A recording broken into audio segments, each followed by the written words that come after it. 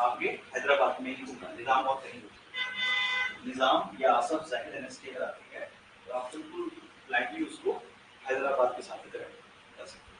हैदराबाद सूबा था, सब सूबा था कर्नाटक। ये कर्नाटक कैसे नहीं होगा, सी से। जो कर्नाटक वार भी आप पढ़ेंगे आगे, जो अंग्रेजों और फ्रांसीसियों के बीच हुआ था, तो ये कर्नाटक वार सब सूबा में ही हुआ था। ये हैदराबाद और कर्नाटक ही थे जहां पे पहली बार अंग्रेजों को और फ्रांसीसियों को इंडियन जो किंग्स थे उनके इंटरनल मैटर्स पे इंटरफेयर करने का मौका। हमारी ही कमजोरियों ने उनको इन्वाइट करने के लिए इन्वाइट किया, हमारी ही वीकनेसेस में उनको इन्वाइट किया, उसी का फायदा उठा के उन्होंने आर्मी बिल्ड की, उसी का फायदा उठा करके उन्होंने पैसे अच्छे कमाए, दागियां ली, और उसके बाद उसी का इस्तेमाल उन्होंने हमें हराने के लिए किया। क्लियर? दूसरी बात करते हैं हम हैदराबाद। क्लियर नहीं सुनाता हूँ, सुनाई देता पायलट वाली फीलिंग आती है मुझे भी। चलिए भाई, हैदराबाद। अभी हैदराबाद किस लिए फेमस है? हैदराबाद के बारे में कुछ जानते हैं? हैदराबाद के बारे में कुछ जानते हैं आप लोग?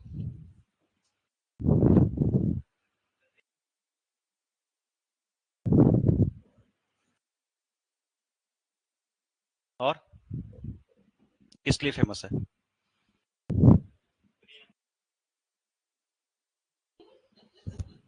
हैदराबादी बिरयानी में ऐसा क्या खास है?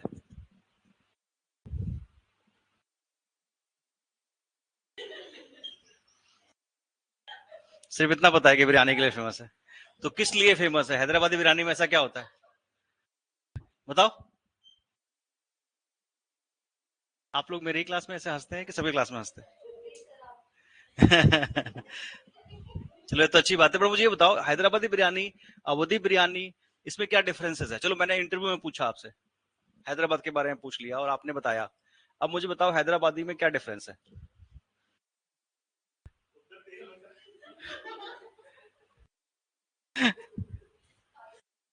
स्पाइसेस का डिफरेंस है। किस तरह के स्पाइसेस होते हैं?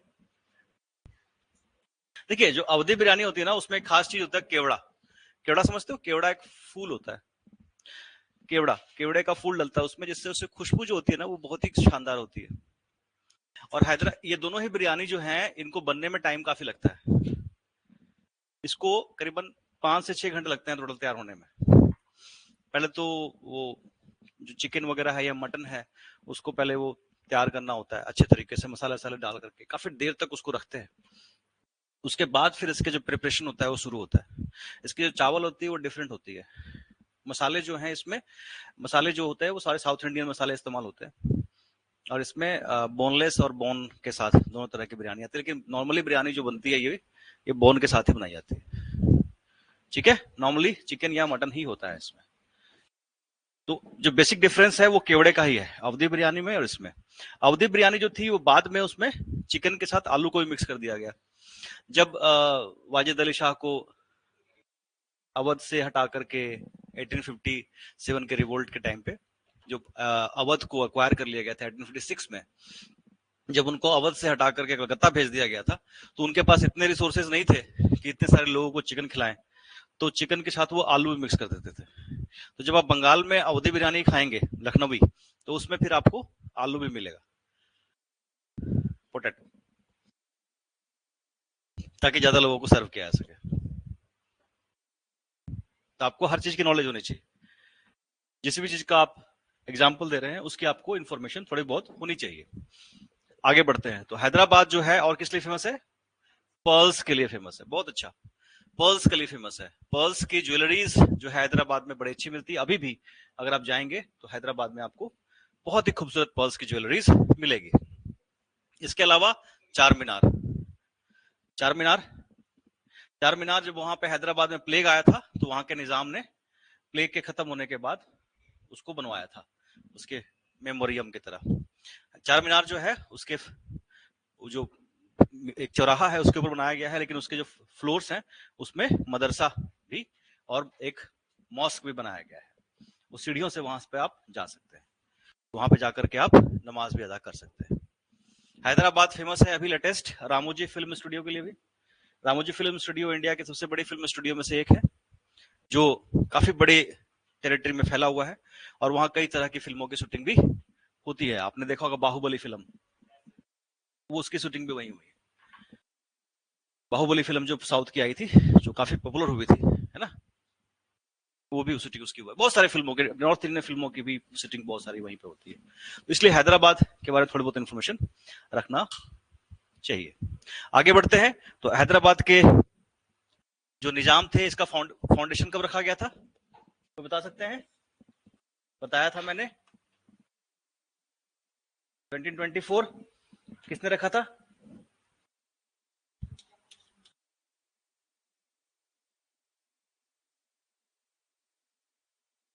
निजाम उल मुल्क आसफ जा। अब आसफ जा जो है, आसफ जाही डायनेस्टी, इसलिए भी इसको कहते हैं क्योंकि आसफ जान का सरनेम है, निजामुल मुल्क इनको टाइटल मिला हुआ था। ठीक है, किसने दिया था? मोहम्मद शाह रंगीला ने। ठीक है, इनका असली नाम क्या था? चिन कुलिच खान। तो अगर किसी क्वेश्चन में चिन कुलिच खान लिखा हुआ हो तो घबराइएगा मत, सर ये तो पढ़ाया ही नहीं, इनका ओरिजिनल नाम था।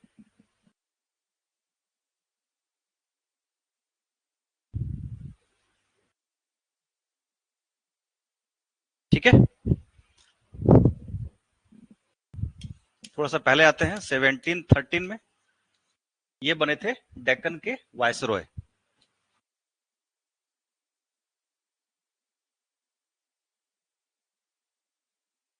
Viceroy of Deccan.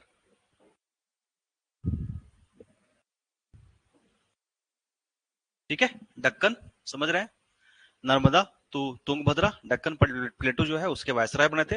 और इसी कारण से आप देखेंगे कि इन्होंने यहाँ पे अपना स्टैब्लिश किया, बिकॉज यहाँ जाना आना लगा रहता था इनका, और यहाँ पे अपना जो प्रोविंस है उसको स्टैब्लिश कर लिया, क्योंकि ऑलरेडी वहाँ के गवर्नर थे, और वहाँ पे जितने सोल्जर्स थे, जितने भी ऑफिसर्स थे, वो सारे अपॉइंट इन्हीं के किए हुए थे। तो उन्हें ज्यादा परेशानी हुई भी नहीं, कि ऑलरेडी उनको तो ऑर्डर लेने की आदत थी। अब वो इंडिपेंडेंट होकर के ऑर्डर दे रहे थे, तो उनको भी कोई परेशानी नहीं हुई, और आराम से अपना प्रोविंस वो स्टैब्लिश कर सके। जो 3 डिवीजन है मैंने बांटा था, सबसे पहले प्रोविंशियल जो स्टेट्स थे, जिसको मैं 3 पर्टिकुलर कैटेगरी में डिवाइड किया था। उसमें जो पहली कैटेगरी थी उसमें कौन सी थी, कि जो ब्रिटिश मुगल ऑलरेडी गवर्नर्स थे या ऑफिसर्स थे जिन्होंने एस्टेब्लिश किया था, तो ये बंगाल, अवध के साथ हैदराबाद का भी नाम इसमें आता है। जो रिबेलियस थे उसमें आपका सिख भी है, और मराठे भी है, राजपूत भी है। क्लियर?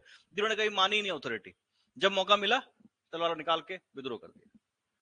ठीक है, ये लोग नहीं मानते किसी की अथॉरिटी को।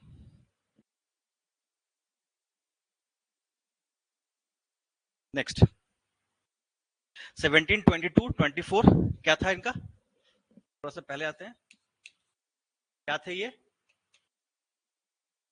सब भूल गए, कुछ भी नहीं याद इसके सिवा?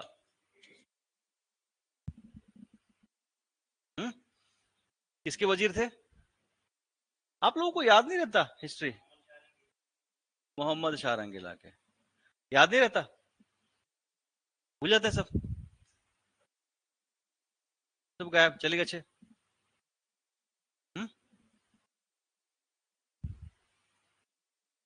मोहम्मद शाह रंगीला याद है? सैयद ब्रदर्स याद है? सैयद ब्रदर्स, हुसैन अली, हाँ, अब्दुल्ला याद है? उसको हराने में इन्होंने हेल्प की थी, और उसके बाद इनको वजीर बनाया गया था। इन्होंने कोशिश की थी एडमिनिस्ट्रेशन को ठीक करने की, लेकिन नहीं ठीक कर पाए। मोहम्मद शाह तो मोहम्मद शाह थे, सुनते नहीं थे किसी की, अपने मस्ती मस्त रहते थे, इसीलिए इन्होंने ये छोड़ करके यहाँ पे चले गए थे। ये तो यहाँ तो याद है ना? चलिए नेक्स्ट पढ़ते हैं आगे।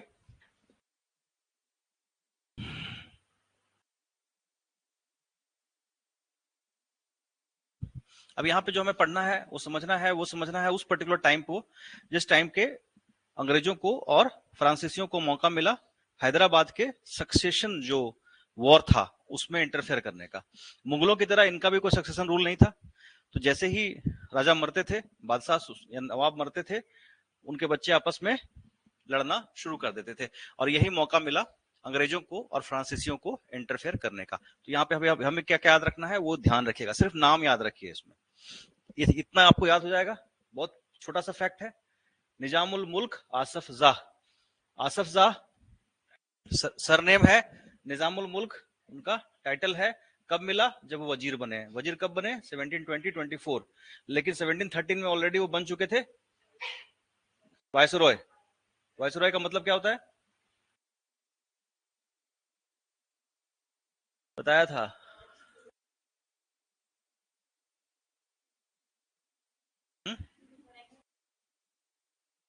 Direct representative of the crown. Direct governor general जो है, अगर वो direct representative of the crown है तब हम उसे वायसरॉय कहेंगे, नहीं तो वो गवर्नर जनरल रहेगा। वायसरॉय मतलब राजा का सीधा प्रतिनिधि, direct representative of the crown, याद रखिएगा।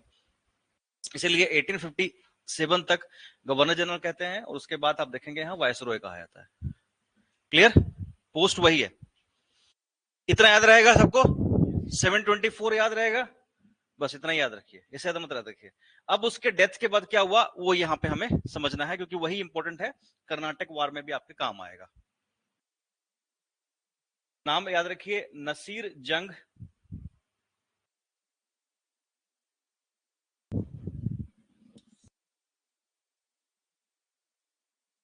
नसीर जंग, मुजफ्फर जंग एंड सलार जंग।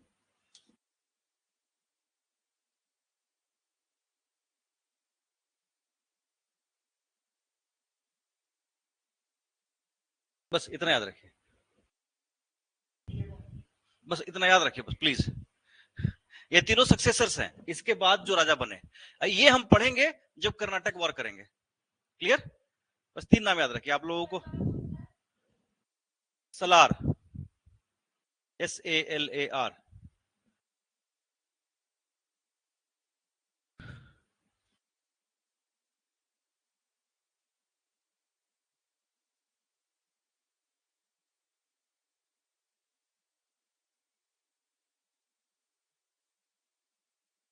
हो गया?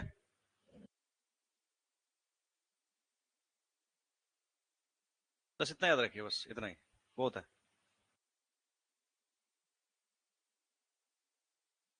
आजादी के बाद भी यहाँ पे बड़ी प्रॉब्लम रही थी, पता है ना आपको? इंडिया के इंडिपेंडेंस के बाद हैदराबाद का निजाम पाकिस्तान में मिलना चाहता था,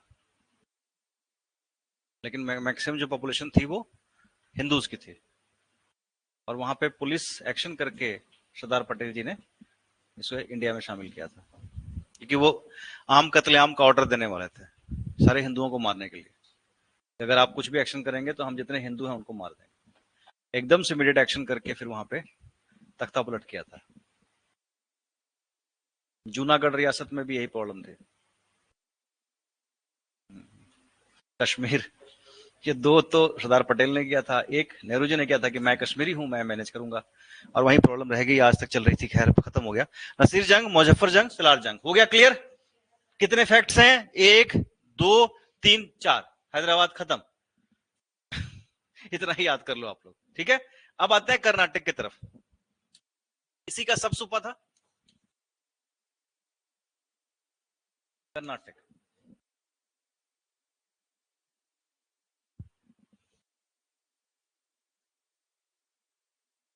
ये किसका हिस्सा था? सब सूबा of Mughal Deccan under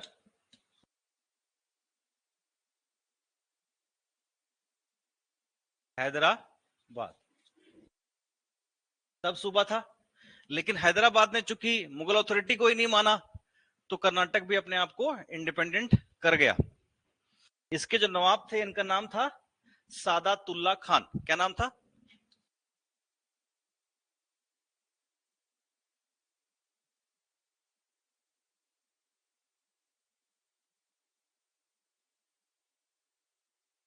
LAH भी होगा, है सादातुल्ला खान, ठीक है? और इन्होंने इनको अपॉइंट किया था गवर्नर बहादुर शाह, इनको गवर्नर अपॉइंट किया था बहादुर शाह वन ने।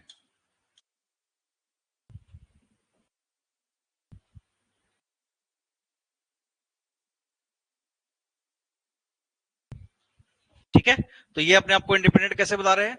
इन्होंने क्या किया, ही डिक्लेयर्ड हिज नेफ्यू दोस्त अली as successor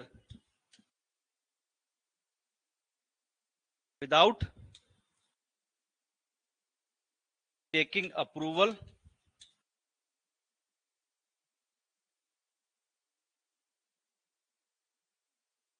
from निजाम। तो यहां पे ये नाम भी आप याद रखिएगा, दोस्त अली।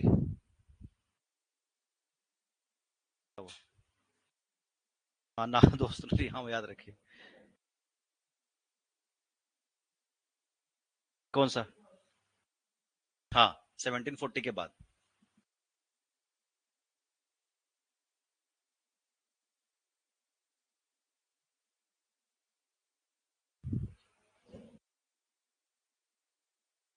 निजाम।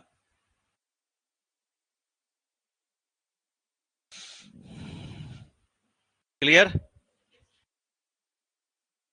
यहां तक कोई डाउट? सिखों के बारे में क्या पता है आप लोगों को? हम्म,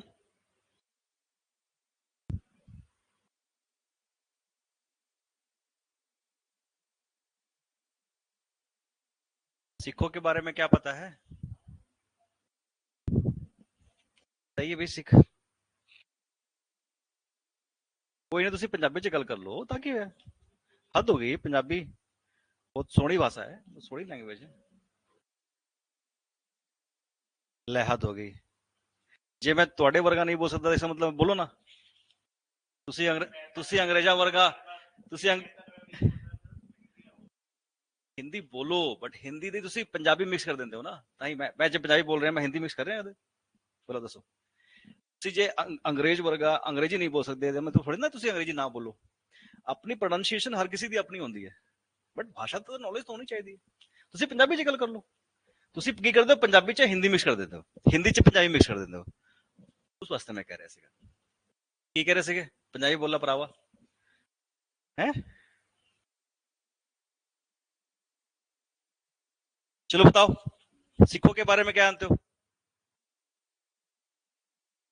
क्या जानते हैं हम सिखों के बारे में?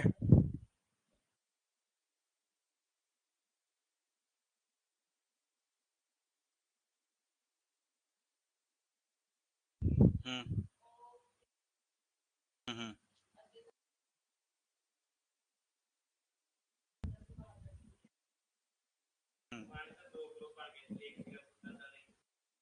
केड़ा सीगा? एक सीगा बुद्धा दल। ओके,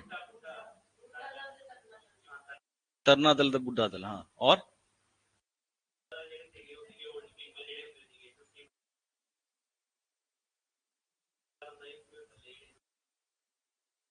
ओके, फिर की होया? हम्म, दल खालसा के बारे की जानते हो? बंदा सिंह बहादुर का टेन्योर किस टाइम से लेके किस टाइम तक सीगा? बंदा सिंह बहादुर का टाइम ड्यूरेशन आप किस टाइम से देखते हैं, किस टाइम तक? 1715 में तो अरेस्ट हो गए थे। 1715 में। आपको पता है गुरु गोविंद सिंह जी की शहादत कब हुई थी? 8, यस। तो 1708 से लेकर 1715 तक, 1708 टू 1715 बंदा सिंह बहादुर थे प्रोमिनेंट। दल खालसा के बारे में क्या जानते हैं? 12 मिसल्स के बारे में क्या जानते हैं?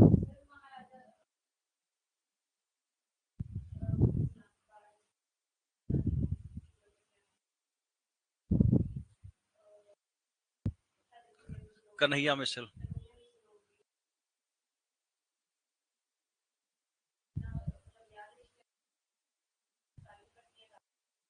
बिल्कुल सही। तो काफी हद तक हमें आइडिया है कि सिखों का सिस्टम कैसे हुआ। देखो आपको अच्छी तरह से पता है कि सिख मतलब क्या होता है, शिष्य। ये सिख जो है वो शिष्य का बिगड़ा हुआ रूप है। शिष्य का मतलब क्या होता है? शिष्य का मतलब होता है जो फॉलोअर होता है ना। तो अगर मैं गुरु नानक जी की बातों को मानता हूं तो मैं भी सिख हुआ। इसको एक माना जाता है, सिख का मतलब ये माना जाता है कि जो खालसा है, खालसा की फॉर्मेशन 1699 में हुई, जो गुरु गोविंद सिंह जी ने की, जिसमें उन्होंने 5K को कंपलसरी किया, है ना। 5K को कंपलसरी किया, तो उसको जो फॉलो करते हैं वो खालसा माने गए। लेकिन जो लोग गुरु नानक देव जी और बाकी 9 गुरुओं को फॉलो करते हैं, उनकी शिक्षाओं को फॉलो करते हैं, वो अपने आप को सिख कह सकते हैं। Sikh doesn't mean that you have to wear turban और you have to follow all the rituals, है। तो यहां पे इस चीज को पहले समझ लेते हैं कि जब एक्चुअल में हुआ क्या। 1699 के टाइम पे क्या हुआ, खालसा पंथ की स्थापना की गई बैसाखी वाले दिन। 1699 से लेकर के 1708 तक लीडरशिप जो थी वो गुरु गोविंद सिंह जी के पास गई। अब यहाँ पे आपको दो चीजें समझनी है कि Sikh as a militant group और Sikh as a political identity. Sikh as a militant group के रूप में गुरु जो है हरगोबिंद जी के टाइम पे उनको एक पहचान मिली, यानी कि उग्र, यानी कि लड़ाई करने वाले। हाँ, और यहाँ पे पॉलिटिकल एस्टेब्लिशमेंट जो मिलती है सिखों को, वो गुरु गोविंद सिंह जी के टाइम मिलती है। गुरु गोविंद सिंह जो थे उनको उन्होंने मुगलों के साथ एक ट्रीटी कर ली थी और उनकी मनसब को भी एक्सेप्ट कर लिया था।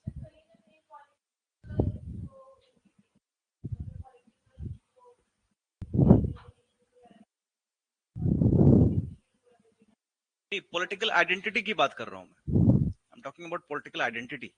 उस टाइम तक वो मिलिटेंट मतलब ऑर्गेनाइजेशन के रूप में एस्टेब्लिश हो चुके थे। एक बेसिकली मिलिट्री आइडेंटिटी आप कहिए इसको सिंपल तरीके से। एक मिलिट्री आइडेंटिटी उनकी गुरु हरगोविंद सिंह जी के टाइम पे हो चुकी थी, गुरु हरगोविंद जी के टाइम पे हो चुकी थी, जो उनकी पॉलिटिकल आइडेंटिटी बनती हुई दिखाई दे रही है। जिसके बाद फिर फॉर्मेशन ऑफ एम्पायर वगैरह हुआ, वो गुरु गोविंद सिंह जी के टाइम के बाद ही आप देखेंगे। तो 1708 के बाद चीजें किसके हाथ में आ गई? बंदा सिंह बहादुर के हाथ में आ गई। 1708 से लेके 1715 तक। तो मैं लिख दूं कि आप लोग कर लेंगे? लिख देता हूं।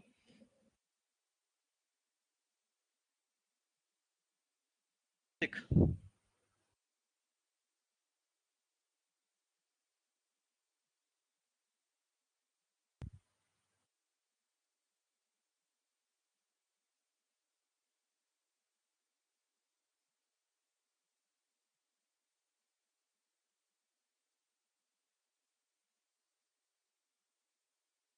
तो गुरु हरगोबिंद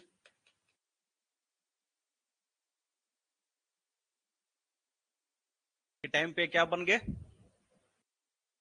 एक militant fighting community. They became militant fighting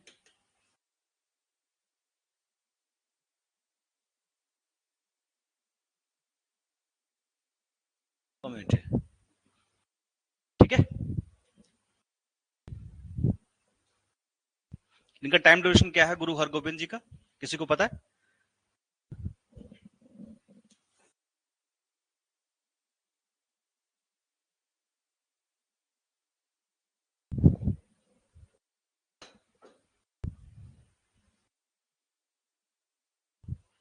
फिर आते हैं हमें लीडरशिप जाती किसके हाथ में आती है?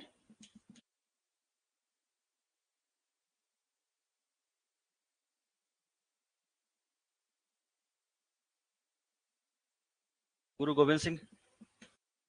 Time duration 1606 to 1666। 1666 टू जी 8 है ये, 8 मत दे देना, 88 मत दे देना कोई। ठीक है, यहां पे आती है। तो गुरु गोविंद सिंह जी के टाइम पे क्या बनते हैं? एक पॉलिटिकल और military force.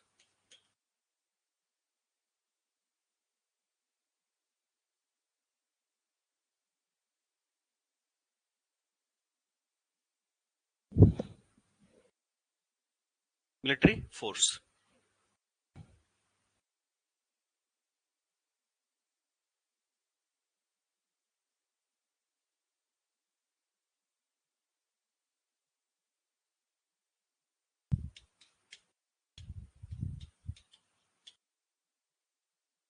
He became mansabdar. Mansabdar याद है आप लोगों को?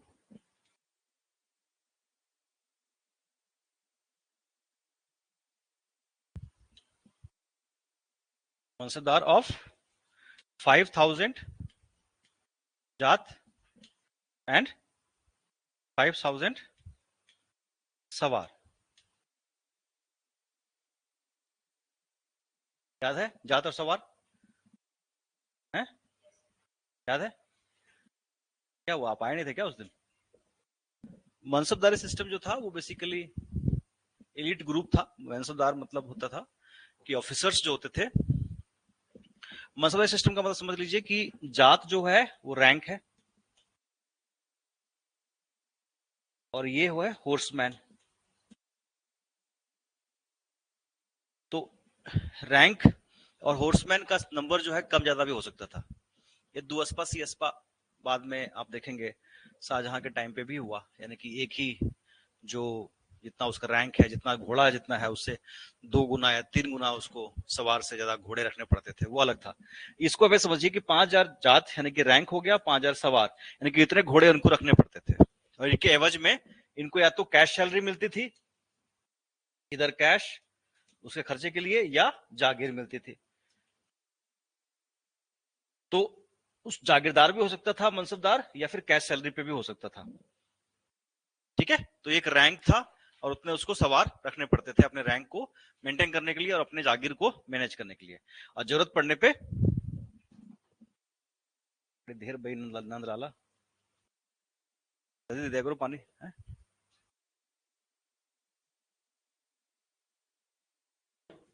क्लियर?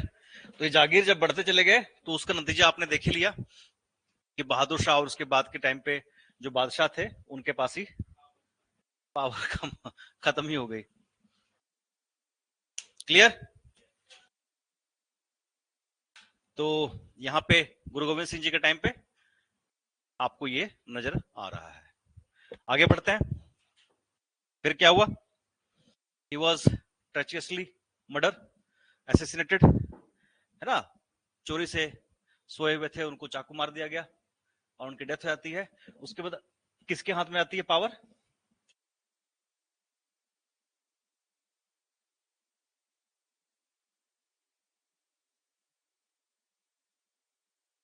कब से कब तक?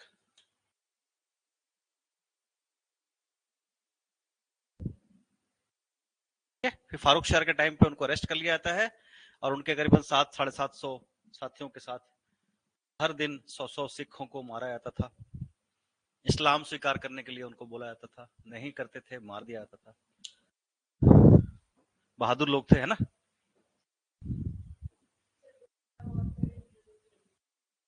हाँ, इतनी बड़ी मुगल आर्मी के साथ डायरेक्ट कन्फ्रंटेशन बहुत मुश्किल थी ना। फिर क्या हुआ? फिर जजला आया। बंदा सिंह बहादुर के बाद सिख लीडरशिप किसी के हाथ में नहीं गई और सिखों को पूरी तरीके से क्रश करने का फैसला लिया गया। ये टाइम सिखों के लिए बहुत बुरा टाइम था। मतलब देखते के साथ ही सिखों को मारने का ऑर्डर इशू किया गया था। पूरे पंजाब में मुगल आर्मी आई थी और जो भी सिख धर्म को मान रहा था उनको पूरे के पूरे जितने मेल मेंबर्स थे उस सबको मारने का ऑर्डर इशू किया गया था। आप सोचिए क्या हालत रही होगी उस टाइम पंजाब की। छोटे छोटे बच्चों को मार के उनकी बॉडी को भाले पे लगा करके लोग दिखाते थे, डर डर पैदा करते थे, फियर। कि इस टाइम पे रूल फियर से ही होती थी। अभी भी रूल फियर से ही होता है, डर से ही होता है, खौफ से होता है। अगर आप छोड़ दो तो हर कोई इंडिपेंडेंट रहना चाहता है। कौन टैक्स पे करना चाहता है? कोई बंधन में रहना चाहता। ये ह्यूमन नेचर नहीं है। लेकिन रूल जो है, सिस्टम तभी चलेगा जब रूल रहेगा, और रूल के लिए चाहिए डर, खौफ। तो यहां पे क्या हुआ? मुगल जो एट्रोसिटीज थी वो अपने पीक पे थी और ऑर्डर इशू किया गया था कि जितने भी नॉन सिख्स हैं वो पगड़ी नहीं पहनेंगे, क्योंकि सिखों को जो खालसा के थे उनको तो पगड़ी कंपलसरी था, वो बिना पगड़ी के रह नहीं सकते थे। तो इसीलिए बाकियों को कहा गया कि बिल्कुल पगड़ी ना पहनो, और देखते के साथ ही या तो उनको अरेस्ट कर लिया जाता था या उनको मार दिया जाता था। तो इस टाइम पे सिख जो थे वो काफी, जो आप देखेंगे कि उनकी काफी ज्यादा नुकसान हुआ। बहुत सारे सिख जो थे पंजाब छोड़ के चले गए, पहाड़ों की तरफ चले गए, कोई कश्मीर चले गए, कोई उत्तराखंड चले गए, कोई यूपी चले गए। और इसी टाइम पे आपको ऑल ओवर इंडिया सिख बिखरे हुए मिलेंगे। फिर क्या हुआ? नादिर शाह का इन्वेजन हुआ। कब हुआ नादिर शाह का इन्वेजन, याद है? 39। यहां इसके आगे बढ़ते हैं, 1739। देखिए धीरे धीरे आप लोग हिस्ट्री समझ रहे हैं ना। हाँ, ना चाहते हुए भी हिस्ट्री धीरे धीरे आपको अपने चंगुल में फंसा रहा है। नादिर शाह का इन्वेजन होता है। नादिर शाह, नादिर लिखा है मैंने सिर्फ, नादिर शाह कर दीजिए। कहां के थे राजा ये? ईरान के। Persia, Iran. ईरान में पहले कौन सा रिलीजन था?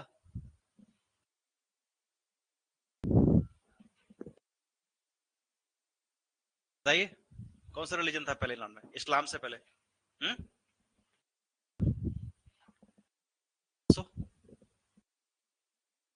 जोरोस्ट्रियन, जोरोस्ट्रियन रिलीजन सोचा था। जोरोस्ट्रियन रिलीजन आप इस तरह समझिए कि जो आप कई बार आप फिल्मों में देखते हैं, वो काले रंग की टोपी पहन के, ये काले रंग के जैकेट से पहन के, डिगरा, ये डिगरा नहीं बोलते, ईरानी है, मुंबई गोवा वगैरह उस टाइप, क्योंकि वहीं से वहां भागे थे ना, वहां से भाग के आए थे। इसको आप देखो कि ये लोग इसको नॉर्मली ईरानी कहता है, बोम्बन ईरानी। ये बिजनेस कम्युनिटी होती है, व्यापारी। ईरान ट्रेड रूट पे पड़ता था ना, सिल्क रूट पे, उसके बाद ही अरबिया में जाते थे ना लोग, तो ट्रेड ज्यादातर लोग व्यापार करते हैं, ट्रेड करते हैं, तो ईरानी कहते हो आप ना। उनकी लैंग्वेज थोड़ी डिफरेंट सी होती है, खाना पीना भी डिफरेंट सा होता है। एंग्लो इंडियन में आ गए थे बाद में वो। लेकिन आप वो देखोगे कि उनका रिलीजन जो है वो बहुत डिफरेंट है। वो फायर कल्ट करते हैं, उनके देवता अलग है, फायर को बहुत प्योर मानते हैं। फायर एक जगह पर रख के उसकी पूजा की जाती है, उनके टेम्पल्स होते हैं।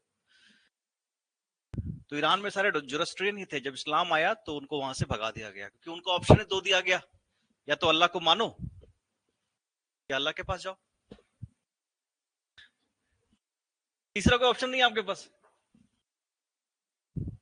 इधर बिलीव इन अल्लाह,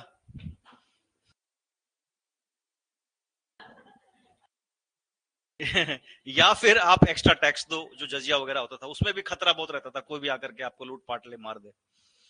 तो कहने का मतलब ये है कि यहाँ पे आप देखोगे कि ईरान में जो था सिस्टम बहुत डिफरेंट था, लेकिन जब इस्लाम आया तो उसके बाद इन्वेजन भी शुरू हुआ। और नादिर शाह के बाद किसका इन्वेजन शुरू हो गया पंजाब में?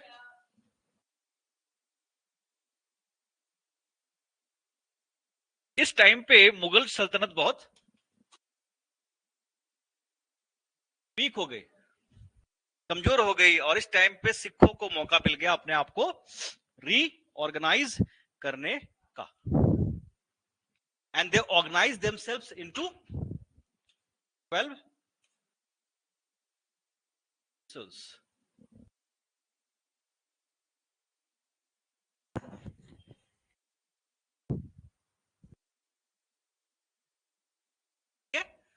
बाय कॉन्स्टिट्यूटिंग, क्या है, कॉन्स्टिट्यूट किया, क्या किया, दल खालसा। और उसके बाद 12 मिसल्स यहां पे फॉर्म किए गए,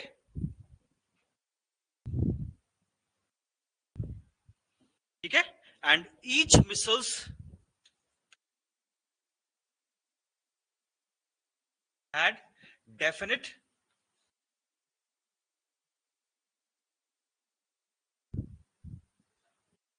से लैंड एरिया, एक पर्टिकुलर टेरिटरी के ऊपर ही इनका रूल होता था।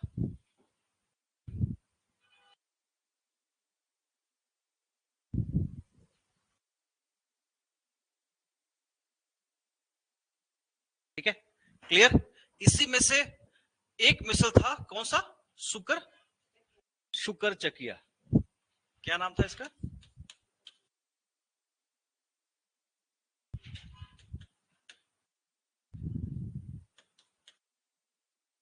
यहाँ पे किनका जन्म हुआ, कब हुआ? बताइए। महाराजा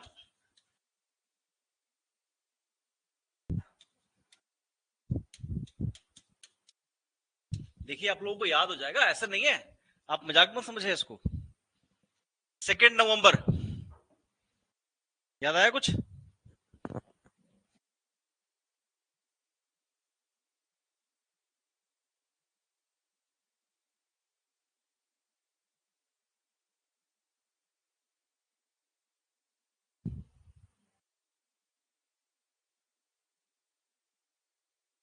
तो याद हो गया आप लोगों को? या भाई आप लोग अपने आप को अंडर एस्टिमेट करते हो? फादर का नाम मोहन सिंह। कौन थे ये?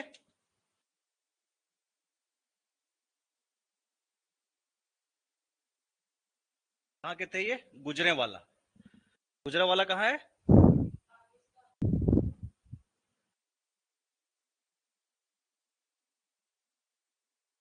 देखो ऐसे याद हो गया आप लोगों को, आप लोग अंडर एस्टिमेट कर रहे हो अपने आप को, है ना? इजी है, हाँ देखा, इजी लगने लगा है आपको? इजी नहीं है, इजी लगने लगा है आपको अब धीरे धीरे। जैसे कि अब गाड़ी सीखना शुरू करते हैं ना, तो पहले कितना टफ लगता है ना, लेकिन हम चलाना सीख जाते हैं तो आसान लगता है।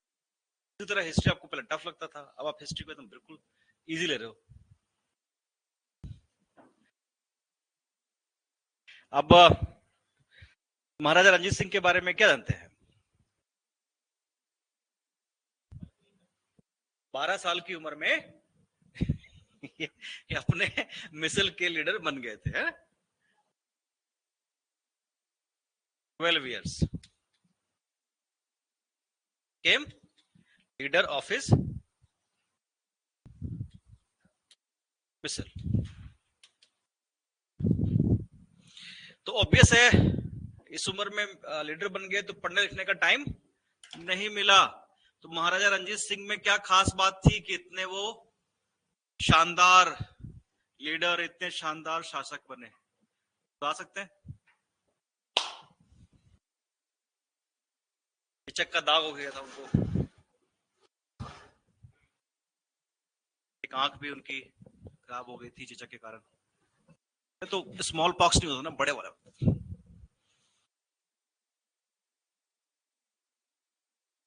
Chicken pox.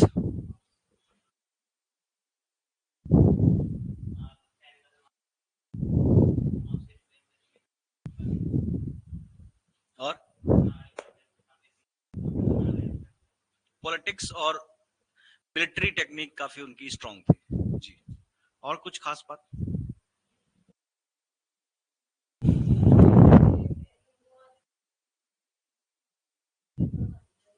नहीं, मैंने तो ये पूछा है कि एक खास चीज जो थी उनके अंदर जिसके कारण वो इतने शानदार लीडर बने और एक ऐसी मिलिट्री स्टैब्लिश की जो ईस्ट इंडिया कंपनी के बाद ने एशिया की सेकंड स्ट्रॉन्गेस्ट आर्मी इनकी थी। ईस्ट इंडिया कंपनी के बाद इनकी आर्मी को सबसे ज्यादा स्ट्रॉन्गेस्ट आर्मी का खिताब दिया गया है। इतना बड़ा एम्पायर स्टैब्लिश किया, एक उतने पढ़े लिखे भी नहीं थे। इनमें एक खास बात थी महाराजा रणजीत सिंह में, और आप अकबर के अंदर भी एक खास बात देखेंगे कि ये लोग पढ़े लिखे नहीं थे लेकिन क्यूरियस बहुत थे। क्यूरियस मतलब ये नहीं कि जैसे कि आप कभी किसी स्कॉलर से मिलो तो नॉर्मल आदमी क्या करेगा, अपनी नॉलेज दिखाने की कोशिश करेगा उसको, है ना, बढ़ चढ़ के आप उसमें शामिल हो जाएंगे, डिस्कशन में बहस करेंगे उससे। लेकिन ये वो नहीं करते थे, यस, सवाल पूछते थे सिर्फ। कि उस आदमी ने जिसने पूरी जिंदगी चीजें वो पढ़ा है उसको नॉलेज तो होगी ही, ऑब्वियस सी बात है। आपने सिर्फ क्वेश्चन पूछना है और नहीं लेना है।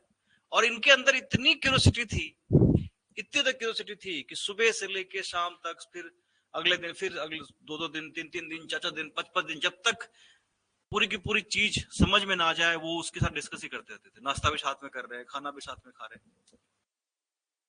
सोचो, सवाल होने बहुत जरूरी है। क्वेश्चंस पूछते रहना। आप सोचो ना, 3-4 दिन के अंदर उसकी जिंदगी का क्रक्स ले लिया आपने। और आप जिस भी फील्ड के स्कॉलर से मिले, आपने उससे क्वेश्चन पूछने शुरू किए, डिस्कशन शुरू की, वो बता रहा है बता रहा है बता रहा है, आप हर फील्ड में महारत हो गए। तो लिसनिंग जो है ना, बहुत बड़ी ताकत है। सुनना, किसी विद्वान से सुनना, और उससे आपकी नॉलेज बहुत ज्यादा बढ़ती है। जितना पढ़ने से बढ़ती है, उससे ज्यादा सुनने से बढ़ता है। ठीक है, ये चीज महाराजा रणजीत सिंह में आपको देखने को मिलती है। अब यहां से महाराजा रणजीत सिंह का सिस्टम शुरू होता है, और उसके बाद महाराजा रणजीत सिंह ने क्या किया, एक महान साम्राज्य स्टैब्लिश किया, जिसको हम सिख एम्पायर कहते हैं, खालसा एम्पायर कहते हैं, जो जिसका कैपिटल कौन सा था, लाहौर। महाराजा रणजीत सिंह की सेकुलरिज्म का आप एग्जाम्पल इस तरह से ले सकते हैं कि अगर उन्होंने स्वर्ण मंदिर में सोना जो चढ़वाया है, वो उन्होंने चढ़वाया है, उतना ही सोना उन्होंने विश्वनाथ मंदिर बनारस में चढ़ाया है। ठीक है, यानी कि उन्होंने ये नहीं किया कि मतलब just because he was a Sikh king तो वो सिर्फ स्वर्ण मंदिर में चढ़ाएंगे, ऐसा नहीं। उन्होंने दूसरे रिलीजन में भी, यानी कि सिख हिंदुइज्म में भी उतना ही रिस्पेक्ट और श्रद्धा दिखाई जितनी यहाँ पे दिखाई। ठीक है, चलिए आगे बढ़ते हैं। पंजाब अंडर रंजीत सिंह।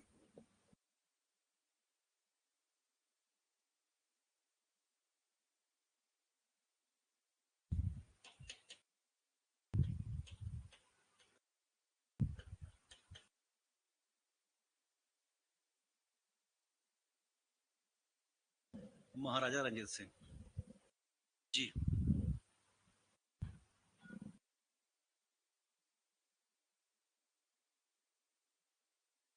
लाहौर कब जीता इन्होंने, याद है?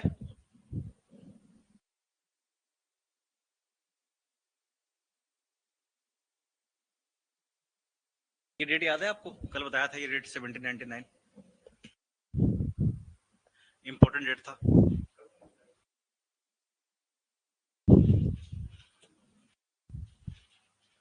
कल बताया था 1799,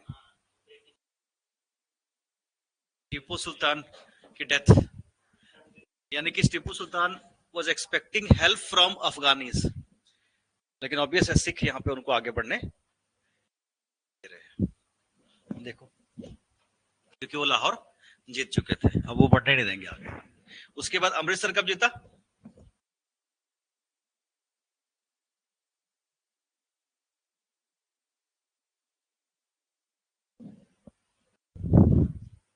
ये दो याद रखिएगा। उसके बाद इन्होंने कश्मीर, पेशावर और मुल्तान को भी कब्जे में कर लिया। लेटर ऑन कश्मीर, पेशावर, मुल्तान को भी कब्जे में ले लिया। और ये इंपॉर्टेंट इसलिए भी था क्योंकि ये सिल्क रूट पे पड़ता था। जम्मू एंड कश्मीर को जीता था 1819 में,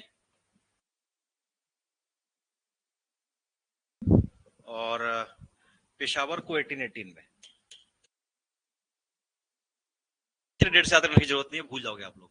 बस इतना याद रखिए कि इसमें इनको भी जीत लिया था।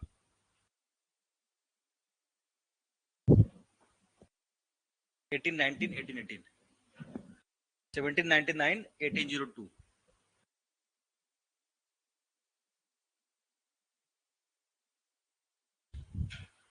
ठीक है,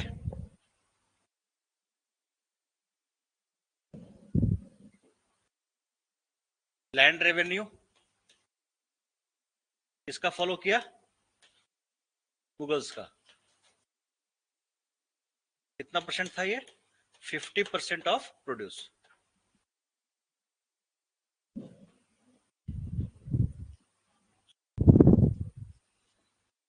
ठीक है,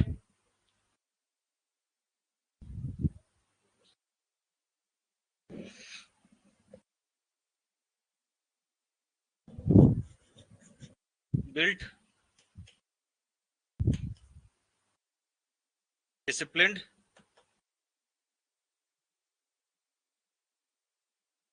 and well इक्विप्ड आर्मी। आप ये लगा लीजिए आर्मी इतनी पावरफुल थी कि इनके डेथ के बाद भी इनके जनरल को और प्राइम मिनिस्टर को अंग्रेजों ने खरीद लिया था, उसके बाद भी उनकी जान निकाल दी थी। पंजाब को कैप्चर करने में अंग्रेजों को सबसे ज्यादा परेशानी पंजाब में ही हुई, और वो तब जब लीडरशिप भी नहीं था कोई, तो पूरी की पूरी आर्मी अपने आप लड़ रही थी।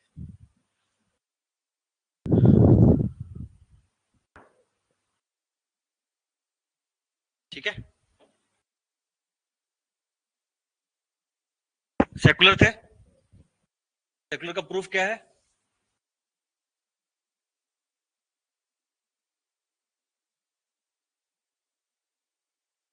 पहला प्रूफ ये है कि no discrimination in appointment, job देने में कोई डिस्क्रिमिनेशन नहीं थी। इसका एग्जांपल क्या है?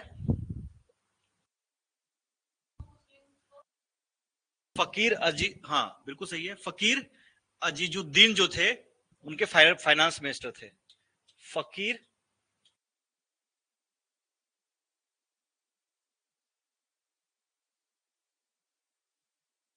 अजीजुद्दीन जो थे वो फाइनेंस मिनिस्टर थे।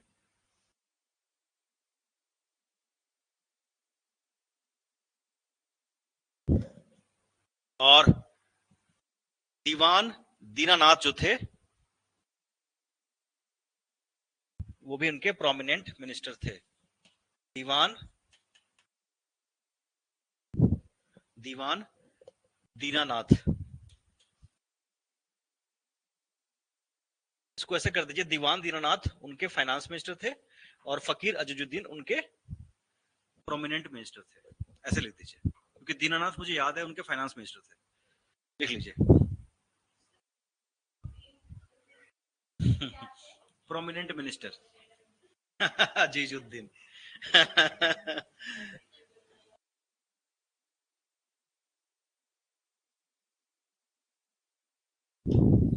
1809 में क्या हुआ था, याद है किसी को? Treaty of Amritsar. ठीक है, जिसके बाद वो सतलुज के बाद नीचे आने के लिए ब्रिटिशर्स ने उनको रोक दिया था। ठीक है जी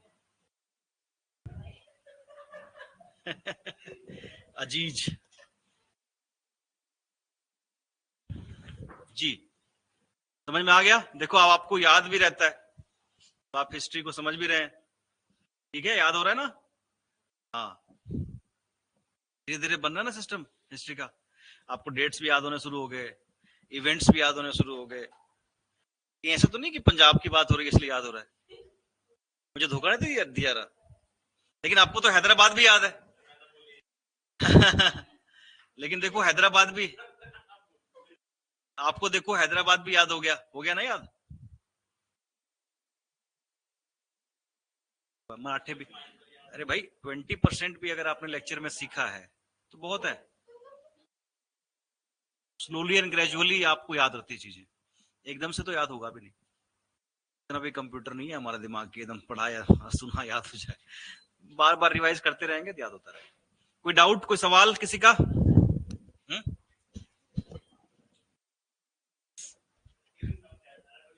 सबको समझ में आ गया, देख लो कितनी अच्छी बात है।